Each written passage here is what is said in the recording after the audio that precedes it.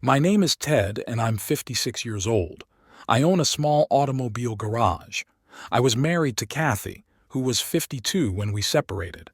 I don't want my family to know what's happening in my marriage right now.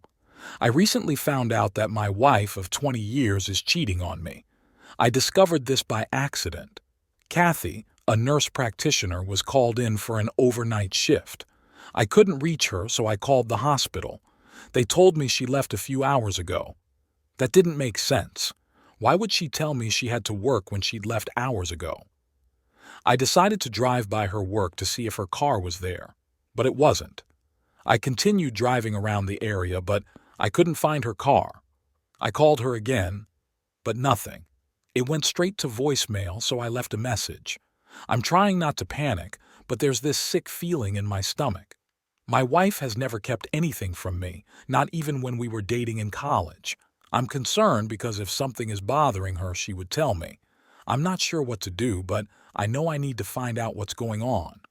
I continued to drive around, looking for her car, but I still couldn't find it, so I went home and waited for her to call me.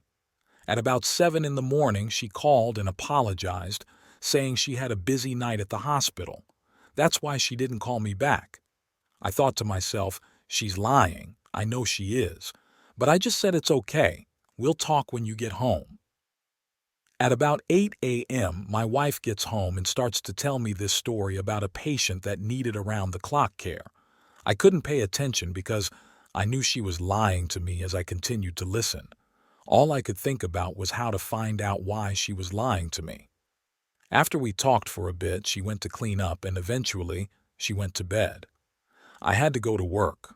Working for the city meant I couldn't just take off to track her movements. If she was cheating, I wanted to know. During my lunch break, I called a few private investigators. It was expensive, but these guys were reputedly good and I didn't have time to keep trying to follow her. Living in Georgia, I began researching divorce laws. I didn't want a divorce, but if she was cheating, I wanted out. Fortunately, we didn't have any kids. She had experienced 3 miscarriages during our marriage. This wasn't the marriage I signed up for, not the woman I married 20 years ago, but I needed to find out for sure. The private investigator said he could find out what she was doing and who she was seeing, but it would take time. I told him I would think about it and get back to him. When I got home at around 5 p.m., I found my wife in the bedroom, talking to someone. I didn't know who, but she seemed upset. I went into the kitchen, started making dinner, and after a few minutes she joined me. She explained that she was talking to her best friend about personal issues. She had to work that night, so I made her a plate for dinner. We talked a bit more, and she left for work. Later, around midnight, I called the hospital trying to reach her. They said she left about 30 minutes ago to get something to eat. It struck me. I had made her dinner. That's when I decided to hire the private investigator. I didn't call her cell phone after calling the hospital. The next morning, on my way to work, I called the private investigator and gave him my credit card information over the phone. Then, I planned to go and see the private investigator after work, armed with pictures and additional information. After work, I provided the private investigator with all the details and signed some paperwork. I made it clear that I wanted him to start right away. In the first couple of nights of surveillance, the private investigator informed me that my wife's car didn't move, which was a bit surprising, but I knew it was just a matter of time. A few nights later, I received a call from the private investigator. He had some video footage of my wife going into someone's house. He mentioned that she seemed suspicious. When she walked out to her car, she would look around before getting in, as if checking if anyone was watching.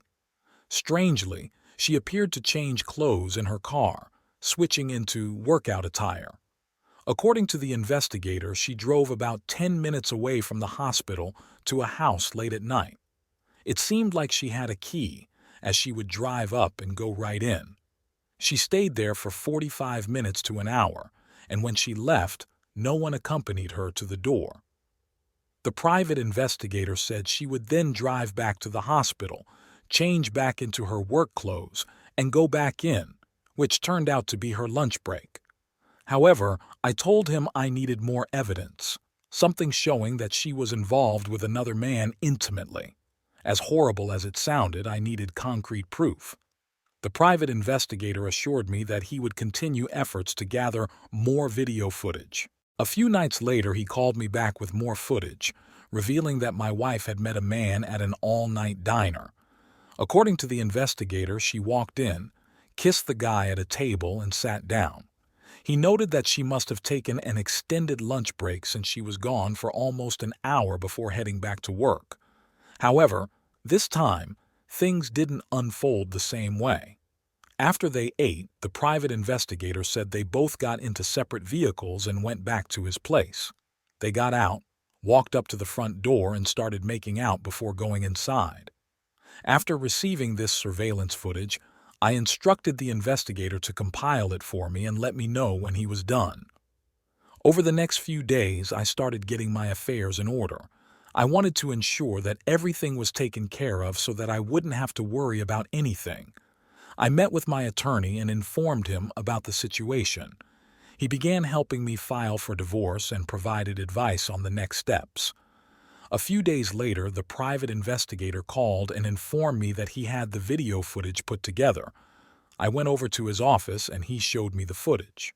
Throughout all this, I hadn't told my wife anything or acted any differently. It's worth noting that we had a dead bedroom and I wondered why.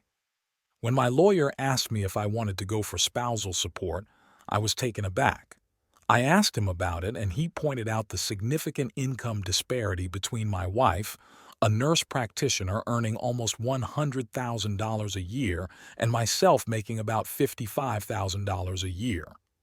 My attorney suggested going for spousal support, and despite my skepticism, I decided to give it a try.